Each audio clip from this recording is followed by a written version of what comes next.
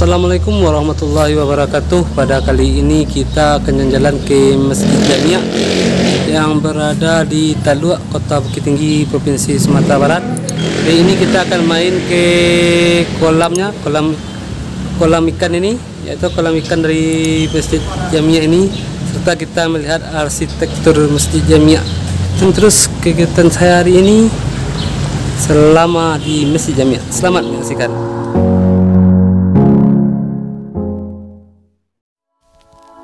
Masjid Jamiah Talua Bukit Tinggi adalah tempat ngabuburit kita pada kali ini. Masjid Jamiah Talua Bukit Tinggi didirikan pada tahun 1860 oleh Haji Abdul Majid. Masjid ini beratapkan hijau dahulunya. Jadi masjid ini berarsitektur kuno, yaitu zaman kolonial Belanda. Masjid Talua ini sangat cantik dan juga indah. Masjid ini juga pernah dipakai untuk pembuatan film pada tahun dekade 80-an. Masjid ini juga mempunyai kolam untuk tempat wudhu bagi para pengunjung. Jadi kolamnya sangat luas, cantik dan indah. Selain tempat wudhu, kolam yang ada di depan masjid ini juga berfungsi sebagai ajang wisata. Jadi kita bisa menikmati melihat keindahan kolam dengan memberikan makan ikan dengan tarif hanya 2.000. Jadi kita bisa menebarkan makanan ikan di sini.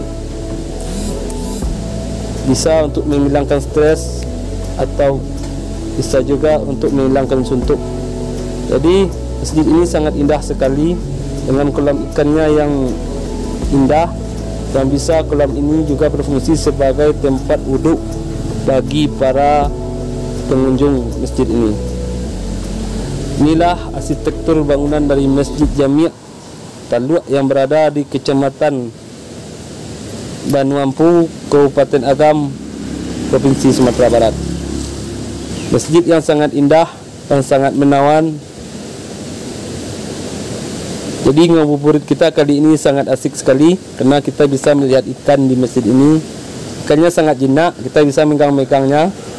Inilah keindahan dari Masjid Jamiah Talua yang berada di Bukit Tinggi, tepatnya di Kecamatan Banu Ampu, Kabupaten Agam, Provinsi Sumatera Barat.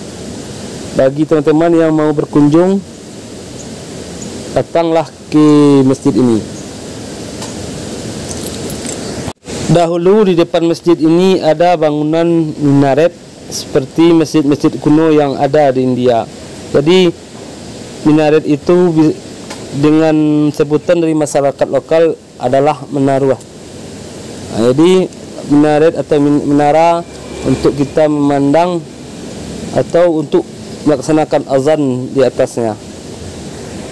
Arsitektur pembangunan masjid ini dipengaruhi oleh corak Minangkabau. Setelah itu datang pengaruh Arab dengan dibangunnya minaret.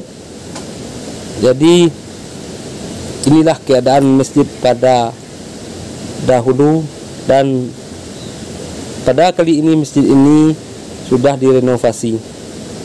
Dan masjid ini sudah seperti masjid-masjid modern yang ada di Sumatera Barat, dengan tidak lupa meninggalkan corak Minangkabau tentunya. Selain tempat ibadah masjid ini, kita juga bisa berwisata. Di sana ada tempat duduk-duduk dengan ada gambar bangaunya di sana. Jadi kita bisa duduk-duduk sambil menikmati keindahan kolam di sekitar masjid ini. Sangat cantik dan indah dengan seni yang ukiran seperti kayu. Jadi pagar-pagarnya dibuat seperti kayu.